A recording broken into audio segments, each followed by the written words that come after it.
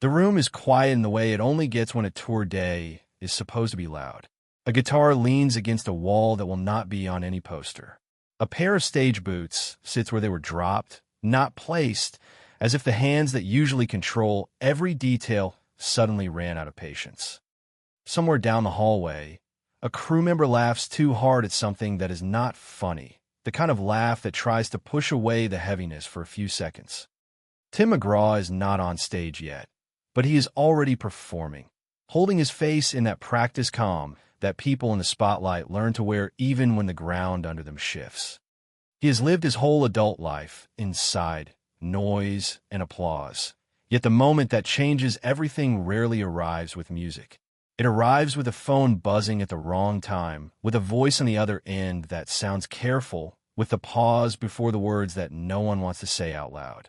In the world outside that room, the story moves faster than any human being can. A headline becomes a verdict. A rumor becomes a diagnosis. A private struggle becomes public property the second strangers decide they deserve an explanation. People call it concern, but concern can become a kind of pressure, and pressure can turn into cruelty without ever meaning to. When the name Faith Hill is involved, the temperature rises immediately. She is not only a singer. She is a symbol, a voice that carried a generation through breakups, weddings, long drives, and quiet kitchens at midnight. She's also one half of a marriage that many fans treat like proof that love can survive fame. So when the internet starts whispering that something is wrong, the whisper does not stay small. It becomes a wave. It reaches every corner of their legacy. It pushes toward the same question again and again, with the impatience of an audience that has forgotten what it means to wait. Tim and Faith have spent decades protecting a boundary that the public keeps trying to cross. They have shared stages, shared songs, shared a story that feels almost too perfect to be real, but they have never fully handed themselves over.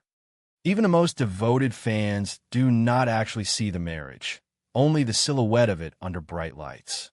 They see the hand held at an awards show, the glance exchanged during a duet, the smile that lands like reassurance. They do not see the arguments in hotel rooms, the hard conversations after a long day, the fatigue that settles into the bones when the schedule never stops. They do not see the moments when love is not romantic, when it is simply the decision to stay present when the other person cannot carry the weight alone. That is why the word saying goodbye hits so hard, because they sound final even when they might not be. A farewell can be many things. It can be a retirement. It can be a pause. It can be the quiet moment where someone chooses family over momentum. It can also be a story shaped by outsiders who want a dramatic ending more than they want the truth. The uncomfortable reality is that very few people know what is happening behind the curtain right now. Faith Hill has faced health discussions in the past, including widely reported neck surgery years ago, and that history makes every new photograph, every absence, every change in appearance feel like a clue to those searching for one. But a history is not the same thing as confirmation. Past medical events do not grant anyone permission to invent a present crisis. Silence does not automatically mean tragedy. Sometimes it means boundaries. Sometimes it means healing. Sometimes it means the family has decided that the most loving choice is not to explain. Still, the emotion in this moment is real, even if some of the claims around it are not. Fans feel shaken because this couple has been framed as steady for so long. They feel frightened because illness is the one storyline fame cannot negotiate with. And they feel protective because Faith does not just belong to Tim in their minds. She belongs to everyone who ever sang along to her songs and found their own life inside the lyrics. That kind of attachment is powerful, but it is also dangerous. It can turn a woman into a symbol and forget she is a person. It can turn a husband into a character in a drama and forget he is a man who may be trying to keep his household from collapsing under stress. If Tim McGraw is stepping back, it is not difficult to understand why. The industry rewards motion, not stillness. It rewards showing up, smiling, proving that you can keep going. But the strongest love stories are rarely built on performance. They're built on what happens when the lights go off and the real work begins. The real work is sitting in waiting rooms. The real work is swallowing fear so the other person can breathe. The real work is choosing to be present when there is nothing you can fix with talent or fame. In moments like this, goodbye does not have to mean the end of music. It can mean the end of pretending that the stage is more important than the life waiting at home. And that is the tension hanging over their story now. A public that wants answers. A private life that needs space. A couple whose love has always been the headline, suddenly facing a chapter where love might require the one sacrifice fans never want to hear about, stepping away. The question is not only what is happening to Faith Hill. The question is what happens to a legend when the world demands a statement and all you can offer is silence, loyalty, and the quiet decision to stay. When people try to understand a crisis, they reach backward. They rewind the tape of a life, looking for the first crack, the first warning sign, the moment where the story began to tilt. That is why so many videos like this start with a sweeping claim, everything has changed, and then rush into origin stories. Not because a birth certificate in a closet explains a marriage in its middle age, but because the human mind needs a map. It needs to believe that love and loss obey a pattern. If you can trace the line, you can pretend you have control over the ending. Tim McGraw's life, on paper, reads like a country song that wrote itself. He was born in Louisiana, raised by a mother who carried her own storms, and for years he lived under a name that wasn't truly his. When he was a boy, he believed the man who helped raise him was his biological father. Then, at 11, he found a birth certificate by accident and learned that his real father was Tug McGraw, famous, admired, and suddenly, a ghost-sized presence looming over his identity. But the revelation did not come with instant reconciliation. For years, Tug denied paternity. Imagine what that does to a child who has already been forced to grow up fast. It teaches you that even the truth can be rejected, that relationships can be conditional, and that love is not always offered freely just because you need it. Eventually, they did reconcile, and Tim and Tug built a relationship that lasted until Tug's death in 2004. But those years of distance leave a mark. They shape the kind of man Tim becomes. Fiercely loyal once he chooses you, protective of family, and perhaps more sensitive than his public persona suggests. People think of him as steady, masculine, grounded. Yet beneath that is someone who knows what it feels like to be unclaimed, and who would do almost anything to make sure the people he loves never feel that kind of abandonment. That psychological detail matters now, because it reframes the idea of putting his career on hold. For Tim, choosing family is not a marketing move. It is a vow he has already lived in the most personal way. Before music, Tim chased sports with real hunger. Baseball wasn't just a pastime. It was a possible future. He earned a scholarship and flirted with the idea of studying law. Then a knee injury closed the door on the dream of becoming a professional athlete. The cruel irony is that the injury that stole one identity gave him another. He learned guitar. He played wherever someone would let him. He got better the way people get better when they have no choice, through repetition, embarrassment, and stubborn hope. And when his idol Keith Whitley died in 1989, something in him snapped into urgency. He drove to Nashville and gambled everything on the idea that his voice could carry him. That gamble worked, but not instantly. Early records came and went with limited impact. He struggled, as so many artists do, in the space between wanting a destiny and not yet earning it. Then success arrived like a storm. Indian Outlaw stirred controversy. Don't Take the Girl broke through emotionally, and suddenly Tim McGraw wasn't just another guy with a guitar. He was a star. With fame came momentum, and with momentum came a new kind of danger, the temptation to build your life around the machine that rewards you. The industry loves a man who never stops. It applauds constant output. It treats rest like weakness. And yet, the hardest thing for many stars is learning when to step back before the machine consumes what matters most. Faith Hill's story runs parallel, not as an accessory, but as its own climb. She was adopted as an infant, raised in Mississippi, rooted in church music and propelled by a voice that refused to stay small. She arrived in Nashville young, broke, and determined. She worked jobs that had nothing to do with glamour. She auditioned. She got rejected. She kept going. There's a particular kind of strength required to stand in a room where your dream is being judged and to walk out with nothing, then come back again. By the time her first big break hit, she had already built the resilience that fame cannot manufacture.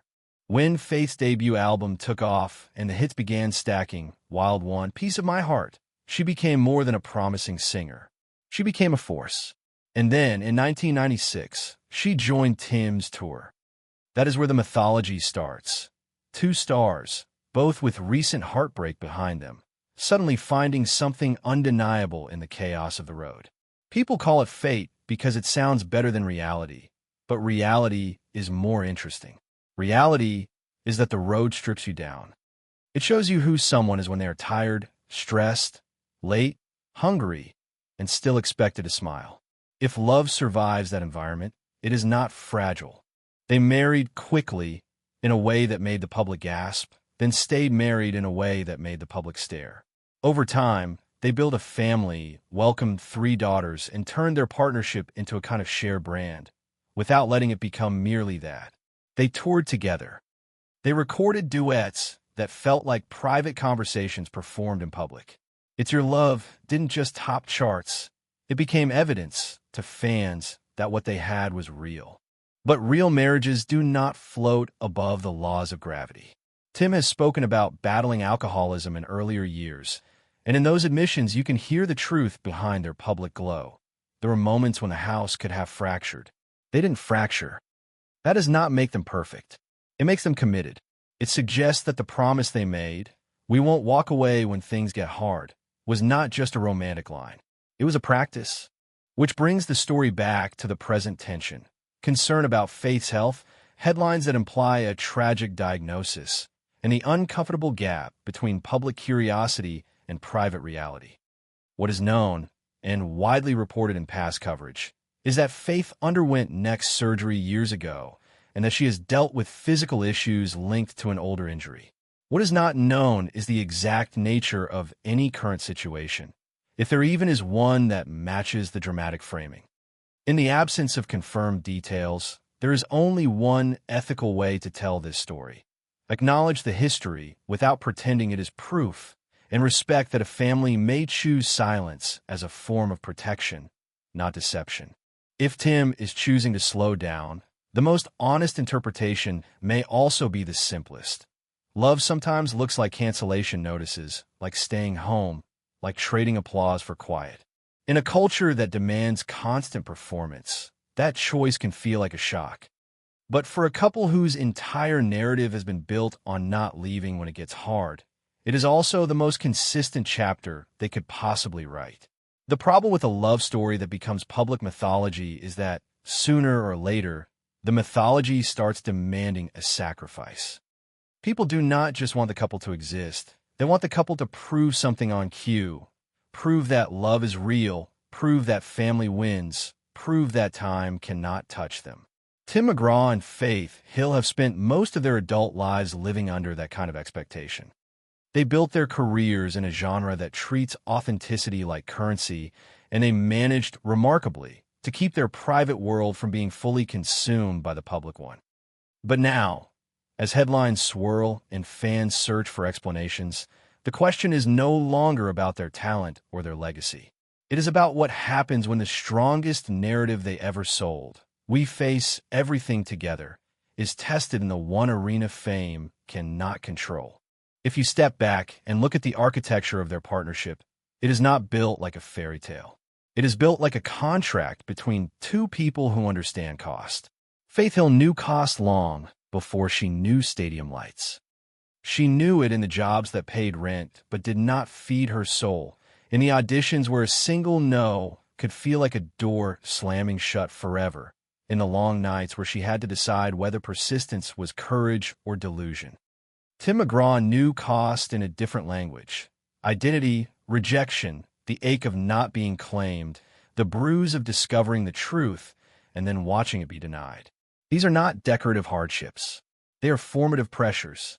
They shape how people love. They shape what people fear. When they met on tour in 1996, the public saw romance. What they likely experienced underneath the romance was recognition. Two people who have fought for their place in the world can sometimes sense, almost immediately, whether the person standing in front of them is capable of staying when the shine wears off. That is what the road reveals. Touring is glamorous only from a distance. Up close, it is fatigue, logistics, and constant transition.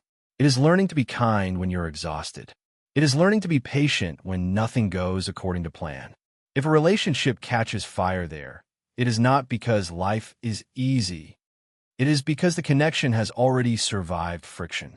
Their marriage, fast, surprising, and public, became an instant story. The lipstick yes on the mirror is the kind of detail that people repeat because it feels like proof. But the real proof came later, in the years that did not make headlines. It came in the choices they made when attention shifted away, in the way they protected their daughters from the machinery of celebrity, and in the way they kept returning to the same principle. Family first, even when the industry offers 1,000 reasons to do the opposite. That principle matters now because the current moment, whatever its precise facts, has been framed by outsiders as dramatic and final. Saying goodbye, tragic diagnosis. Language like that is designed to create urgency. It tells viewers, something is ending, and you must look now before it's too late.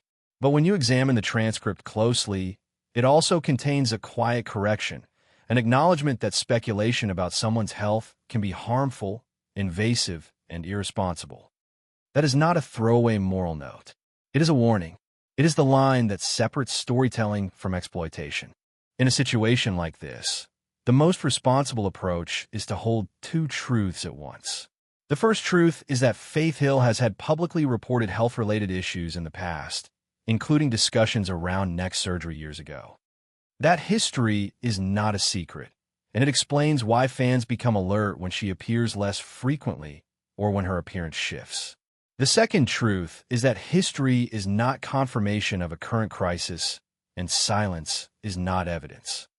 People can step back from public life for reasons that have nothing to do with tragedy, family priorities, creative fatigue, personal boundaries, or simply the right to live without explaining every season of your life to strangers. And yet, the emotional logic of the moment remains powerful. If Tim McGraw is indeed pausing or slowing down, that choice resonates because it fits the pattern of the man we have been shown over time.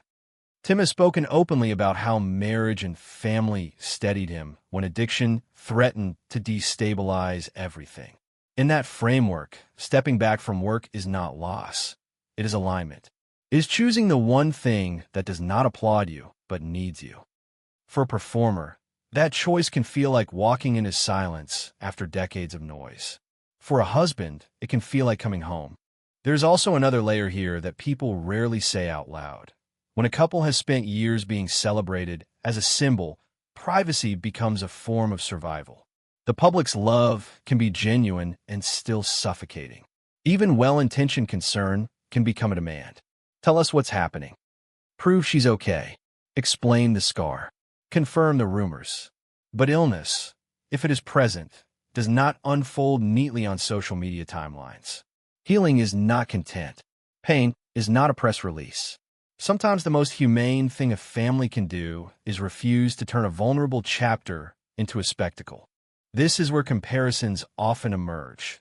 Stories like Chadwick Boseman's, mentioned in the transcript, where a public figure chose to fight quietly and the world only learned the truth after. The point of such a comparison should never be to imply the same outcome. The point is to highlight how quickly the public can misread physical changes, how harsh the commentary can become, and how much pressure a person carries when the world thinks it owns their image. In that sense, the transcript is doing something important. It is reminding viewers that speculation is not harmless entertainment. It can shape real suffering. From a storytelling standpoint, this creates a tension that is almost unbearable because it is unresolved. Fans want a clear statement. Media outlets want a definitive angle. But real life often offers neither.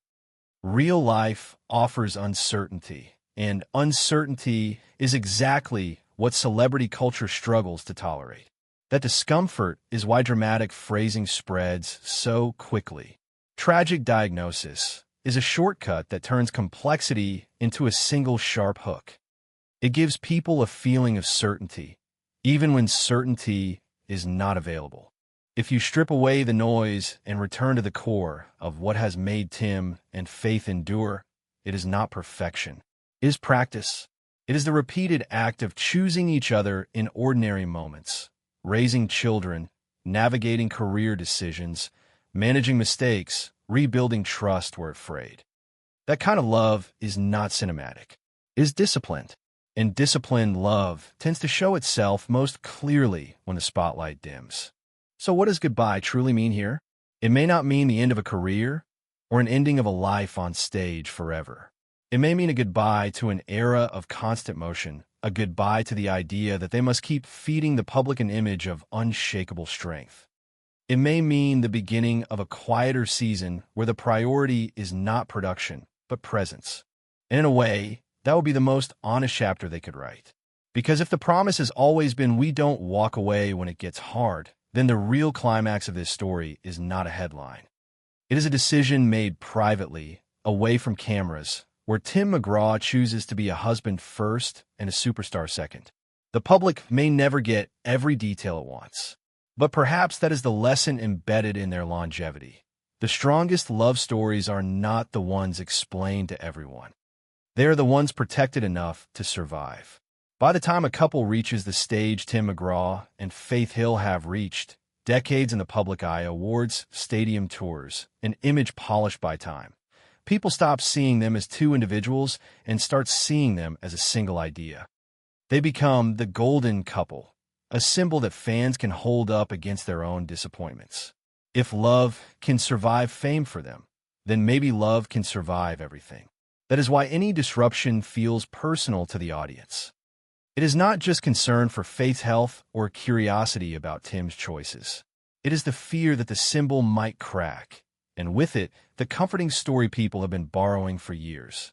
But symbols are not meant to carry real pain. Real pain is messy. It interrupts schedules. It forces hard conversations. It turns glamorous routines into complicated logistics. And the more public the couple is, the more complicated that pain becomes because the outside world insists on narrating it.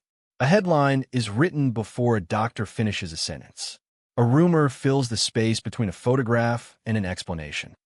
The result is a strange double life, a private struggle unfolding in real time, while a public story races ahead as if it already knows the ending. This is where the transcript takes a turn that matters. After flirting with dramatic framing, it pauses to acknowledge something most celebrity commentary ignores. Speculation about health can be harmful. That line is not merely ethical decoration. It is a recognition of the power imbalance between the famous and the anonymous. A stranger can type, "She looks sick," and walk away. The person being discussed has to live with the echo of it. Their family has to carry that echo into their quietest rooms. In some cases, the commentary becomes part of the burden, making recovery harder, not easier. Faith Hill has long been an easy target for this kind of scrutiny because her career has included visible pauses and shifts. In the 1990s, her momentum was interrupted by health issues that forced delays. In later years, public attention latched onto physical markers, like the scar that became visible in 2015, turning a personal medical matter into a public guessing game. Even when reports about a past procedure are accurate, they often get repackaged by entertainment media as an ongoing mystery, as if a single surgery is a permanent cliffhanger. This is how the internet turns a person into an open case file. Every absence becomes a clue, every change becomes evidence, and every silence becomes suspicious. Against that backdrop, Tim McGraw's alleged choice to pause everything is not just romantic. It is strategic in the most human sense. It is the decision to control what can still be controlled: time, presence, protection. In a marriage, especially one shaped by public life, there is a constant negotiation between exposure and safety. The stage gives you money, legacy, and applause. It also takes privacy, stability, and often the illusion of normality. When health enters the picture, whether through a major diagnosis or a complex long-term issue, privacy stops being a preference and becomes a necessity. It is important to say this clearly. The public does not know the full medical reality of Faith Hill's current situation, and that absence of certainty is precisely what makes this moment so dangerous for irresponsible storytelling. Tragic diagnosis is the kind of phrase that can drive clicks, but can also do damage by planting fear in fans, by putting pressure on a family, and by turning any future statement into a spectacle. The healthiest way to speak about it is to treat it as a boundary. Acknowledge what has been publicly reported in the past, refuse to invent new facts, and focus on what is emotionally true without pretending to know what is medically true. Emotionally, what is true is this. Long marriages do not last because two people never face adversity. They last because, when adversity arrives, they have a shared language for survival. Tim and Faith have built that language over years. They have navigated fame's distortions. They have raised children under bright lights. They have worked through addiction, distance, and the pressure of being watched. They have also demonstrated a pattern of returning to the same priorities whenever the noise gets too loud: family, faith, and respect. One of the most revealing details in the transcript is the description of their promise: not to walk away when things get hard. It sounds simple, almost cliché, but it is not. In practice, it means absorbing the reality that hard times change the rules. They change the distribution of energy in a household. They shift roles. They turn one partner into the anchor while the other is exhausted, frightened, or physically limited. That kind of love is not a feeling. It is work, repeated daily, often without applause. And if Tim McGraw is stepping back, it may be because he recognizes something the public often forgets. The machine of fame does not pause for your pain. Tours keep moving. Contracts keep demanding. Fans keep asking. The industry will always reward the artist who continues, even if continuing costs them privately. So choosing to stop, choosing to stay home, to be present, to protect, becomes a radical act in a culture that confuses productivity with worth. There is also a quieter truth about couples who have spent their lives in performance. Sometimes the most meaningful expression of love is refusing to perform, refusing to convert a private ordeal into a public narrative, refusing to give the world what it wants when what the family needs is silence. That silence can look cold from the outside, but inside, it can be merciful. It could be the space where healing happens without commentary, where fear can be spoken without microphones, where the person who is struggling does not also have to manage the emotions of millions of strangers. So perhaps the Real story is not a dramatic goodbye. Perhaps it is a shift in priorities that has always been present beneath their public image. A reminder that the strongest couples are not the ones who look perfect. They're the ones who know when to step away from the stage and choose each other when it counts most. When a relationship has been watched for so long, people begin to mistake visibility for access.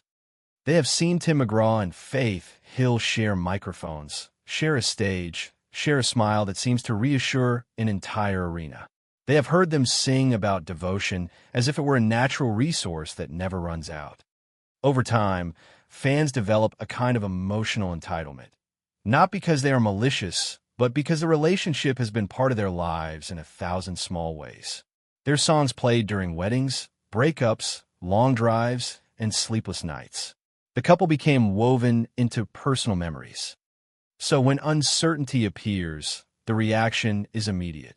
The public leans forward and asks, "Tell us what's happening."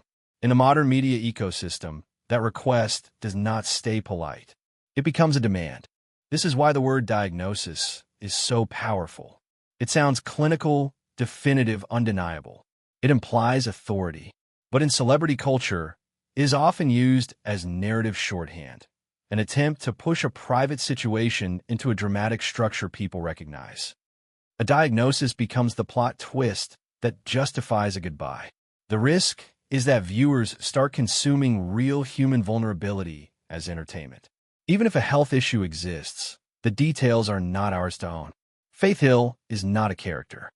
She is a person who has the same rights as anyone else, to heal quietly, to share only what she chooses, and to be protected from speculation that can spiral into panic. And yet, it would also be dishonest to pretend there is no reason fans are worried. Concern does not come from nowhere. Over the years, Faith's career has included pauses, public appearances that spark questions, and acknowledged medical history that people keep revisiting. When you combine that with the way celebrity headlines are written, always sharper, always more urgent than reality, those pieces get arranged into a frightening story, even when the most important piece is missing: confirmation. In that vacuum, the internet fills in the blanks. That is not journalism. It is projection. At this stage, what can be said responsibly is limited but meaningful. Faith Hill has faced physical issues in the past that were widely discussed in media coverage, and it is not unusual for someone with a history of musculoskeletal or spinal problems to experience recurring challenges over time. But not unusual is not a diagnosis, and history is not evidence of a current crisis. If there is an ongoing situation, only Faith and her medical team know its nature and severity. If the family chooses not to disclose it, that choice should be interpreted as a boundary, not as an invitation to speculate. So why does Tim's potential decision to pause resonate so deeply? Because it is the opposite of what fame typically rewards. The entertainment industry trains stars to treat personal difficulty as either an obstacle to overcome publicly or a story to monetize. There is always another tour date, another contract, another audience waiting. The most successful performers often become experts at compartmentalizing pain, smiling on stage while their private world trembles. Choosing to slow down, especially at a time when momentum is still profitable, suggests a value system that cannot be purchased. It says, some things are more important than applause. Tim McGraw's past, as laid out in narratives like The Transcript, helps explain why this choice makes emotional sense. He grew up with complicated ideas about family and belonging, and he eventually built a relationship with his father after years of denial and distance. That experience can sharpen a person's loyalty. It can make them allergic to abandonment. Later, as Tim has admitted, addiction once threatened to destabilize his life. In that chapter, Faith's steadiness mattered. If you believe your spouse helped save you, you do not treat their struggle as an inconvenience. You show up. You repay presence with presence. This is also where the golden couple label becomes misleading. It suggests ease, perfection, and constant harmony. In reality, the strength of a long marriage is often forged in unglamorous negotiations, who sacrifices when schedules collide, who absorbs stress when the other can't, who chooses forgiveness when pride would rather win. Tim and Faith have been honest enough over the years to hint that their marriage required real work. The idea that they would face a hard season by closing ranks, rather than performing normalcy for outsiders, is not shocking. It is consistent. There is another dimension that often gets overlooked: their children. By the time their daughters grew up and left home, Tim and Faith entered a new phase of life, one where the marriage becomes central again, without the daily structure of parenting. Many couples find that transition difficult even without fame. When health concerns enter the picture, the sense of responsibility intensifies. The instinct to protect family becomes not just emotional, but logistical. Medical appointments, rest, scheduling, privacy. The practical reality of caregiving can reshape every day. In that context, pausing a career is not a dramatic gesture. It is a rational response. But the most important part of this story is not the choice itself. It is the way the public responds to it. If the audience treats goodbye as a spectacle, the couple loses the one thing they might need most: space. If fans truly want to honor Faith Hill and Tim McGraw, the most respectful posture is patience. It is accepting uncertainty without forcing a narrative. It is allowing them to decide on their own timeline what they will share, if they share anything at all. In the end, the healthiest conclusion is not a cliffhanger. It is a principle. Love is not measured by how much a couple posts or how many interviews they give. Love is measured by what happens when no one is watching. If Tim McGraw is stepping back, it is not because the story needs drama. It is because the marriage needs presence. And that may be the most authentic country chapter of all. Choosing the person over the performance, and choosing silence over spectacle when it matters most. There is a moment in every public story where the audience reaches the edge of what it can legitimately know. Beyond that edge is private territory. Medical appointments, late-night conversations, fear that is spoken in whispers, and decisions made not for optics, but for survival. The problem is that celebrity culture rarely respects edges. It treats the unknown like an invitation. It treats silence like a puzzle. It turns waiting into suspicion. And when the people involved are Tim McGraw and Faith Hill, the pressure intensifies because their partnership has been marketed, celebrated, and emotionally adopted by millions. This is why responsible storytelling has to change its posture in part 6 of a narrative like this. Up to this point, it is easy to speak about history. Their early lives, their rise, their love story, their public achievements, and the challenges they have openly acknowledged. History is documented. History has receipts. But the present moment, especially when it touches health, requires restraint. The honest sentence is also the most frustrating one. We do not know everything, and we are not entitled to know everything. If Faith Hill is dealing with a health issue, the most important thing to understand is that healing is not a performance. Recovery is often nonlinear. It includes good days and bad days, setbacks and small victories, physical discomfort and emotional exhaustion. Public attention can complicate that process. It can make a person feel watched at their most vulnerable. It can make them feel as if they are failing the public simply by being human. For an artist whose career has been built on presence, on the ability to step onto a stage and give people certainty through sound, being unable or unwilling to show up in the same way can be psychologically difficult. Privacy becomes not just protection, but medicine. This is where the transcript's caution about speculation becomes more than a moral note. It is practical wisdom. Speculation invites the worst behavior of the internet. Amateur diagnosis, body commentary, conspiracies, and the kind of cruel certainty that makes strangers feel powerful. It also creates a pressure loop. If fans believe something terrible is happening, they demand statements. If the family stays quiet, the demands escalate. If the family responds, the response is picked apart for clues. In that environment, even a simple update can become a trap. The healthiest way to think about Tim McGraw's role, if he is indeed stepping back, is not as a dramatic farewell, but as a shift into the kind of love that rarely trends. Long-term partnership, especially under stress, is built from invisible actions. Driving to appointments, managing schedules, keeping life stable, shielding a spouse from unnecessary stress, and making sure the household remains functional when energy is limited. This is the unromantic truth. When health becomes a concern, love becomes logistical. It becomes planning. It becomes patience. It becomes the willingness to carry the weight without resenting it. Tim has already spoken in broad terms about what faith and family have meant to him. In narratives about his life, you often see the same pattern. He does not frame his marriage as effortless. He frames it as anchoring. That matters because anchors are not only useful in calm water. They are built for storms. If his career pauses, it is not because he has lost love for music. It is because he understands priorities the way people do when they have faced collapse before. The stage can wait.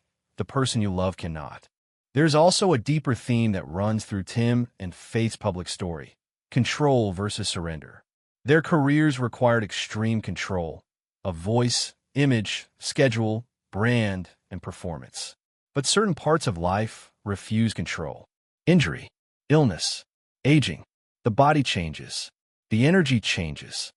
The timeline changes. In those moments, the most mature response is surrender, accepting what is real and adjusting accordingly. For high-achieving artists, surrender can feel like defeat. But in healthy relationships, surrender is often how you survive. You stop fighting reality and start building around it. For fans, this part of the story can be difficult because it offers no clean conclusion. People want certainty. Is she okay? Is it serious? Will she come back? But real life does not always provide satisfying endings on demand. Sometimes it provides seasons. A season of rest. A season of quiet. A season where the greatest victory is simply stability. If Faith Hill's career has proven anything, it is that stepping back does not necessarily mean stepping away forever. She has paused before, after intense touring, after major projects, then returned with renewed focus. That pattern suggests resilience, not disappearance. At the same time, it is also fair to acknowledge that people change. Priorities evolve. What mattered at 30 can feel different at 50 or 60. A couple becomes empty nesters, and suddenly the house is quieter. The marriage has more space in it. In that context, choosing more privacy, more home life, and fewer public demands could be a positive decision, not a loss. The public may interpret it as tragedy because it looks like an ending. But for the couple, it may be an intentional beginning, a recalibration toward what they want their life to be. So the most responsible conclusion for this segment is not an assumption, but an appeal to perspective. If you admire Tim McGraw and Faith Hill, admire them in a way that honors their humanity. Let them have a private chapter without forcing it into a public script. Let silence be silence, not scandal. Let love be quiet when it needs to be quiet. And if there is a goodbye happening, consider that it may be a goodbye to a certain pace, a certain era of constant exposure. Not a goodbye to music, not a goodbye to hope, and certainly not a goodbye to each other. If you have followed Tim McGraw and Faith Hill for years, the temptation right now is to treat this moment like a final chapter, to look at the silence, the headlines, the worry in fan communities, and assume the story must be moving toward a dramatic conclusion. But the truth is that most real love stories do not end with a clean curtain drop. They continue in quieter forms. They change shape. They move away from stages and into kitchens, doctors' offices, living rooms, and ordinary mornings that never trend online.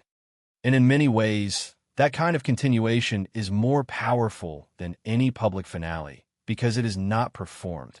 It is lived. What has made Tim and Faith's partnership so compelling is not simply that they are talented. It is that they have consistently acted like a team. They met in the intensity of touring life, married quickly, and then did something far harder than falling in love. They stayed. They stayed through the chaos of fame, through exhausting schedules, through the pressure of being watched, and through personal struggles they have never fully dramatized for public consumption. They raised 3 daughters in an environment that could easily have swallowed family life, and they worked to protect the parts of their world that mattered most. That is not luck. That is intention. So if there is a shift happening now, if Tim is pulling back, if Faith is more private, if their public rhythm is changing, then the best way to interpret it is through the pattern they have already shown. Their story has never been about chasing attention at any cost. It has been about choosing what lasts. In the early years, that choice meant pushing through hard seasons, supporting each other, and building stability when the world expected constant output. Today, that choice may mean something different. Less performance, more presence, fewer appearances, more protection, less explanation, more peace. The public will always want certainty, especially around health. People fear the unknown, and when they love someone's work, they feel personally invested in the person behind it. But one of the most mature forms of support is accepting that you may never get the full picture. Faith Hill does not owe strangers a medical file. Tim McGraw does not owe strangers a detailed schedule of what is happening in his home. They have given audiences decades of music, memories, and moments. They are allowed to keep something for themselves. This is where the idea of goodbye needs to be reframed. If there is a goodbye, it may not be a goodbye to fans or to music or to the life they built. It may be a goodbye to the illusion that they must always be available. A goodbye to the pressure of being a symbol. A goodbye to the expectation that a marriage must be constantly displayed in order to be believed. In a world that treats privacy like suspicious behavior, choosing privacy can be an act of courage. There's also a broader truth hidden inside this story, one that applies far beyond celebrity. When health becomes a concern, it forces a reordering of values. It reminds people that careers are not the same as life. It exposes how fragile plans can be. And it reveals what love actually looks like when it is not romantic language, but practical action. Love looks like patience when there is fear. It looks like steadiness when the other person is exhausted. It looks like showing up again and again, even when the outcome is uncertain. If Tim is choosing to step back, that decision reflects a hierarchy of importance that many people claim to have but struggle to live. The person you love comes first. For fans, the most meaningful response is not to amplify rumors. It is not to demand confirmation. It is not to reward sensational headlines with attention. The most meaningful response is to let the couple breathe, to respect the boundary between admiration and intrusion, to hold space for the possibility that what is happening is serious without pretending you know the details, and to hold equal space for the possibility that what is happening is simply a private recalibration. In either case, the humane posture is the same: patience, respect, and restraint. And if Faith Hill returns to the spotlight in the future, the return will be hers to define. Her career has already shown that stepping back can be part of her rhythm, not a sign of defeat. She has paused before, refocused, and reemerged with strength. That pattern is resilience. But even if her public presence becomes smaller, that does not erase what she has already built. Music does not vanish when the artist steps away. It stays in people's lives. It stays in the songs that play during important moments long after the headlines have moved on. So the final note of this story should not be panic. It should be perspective.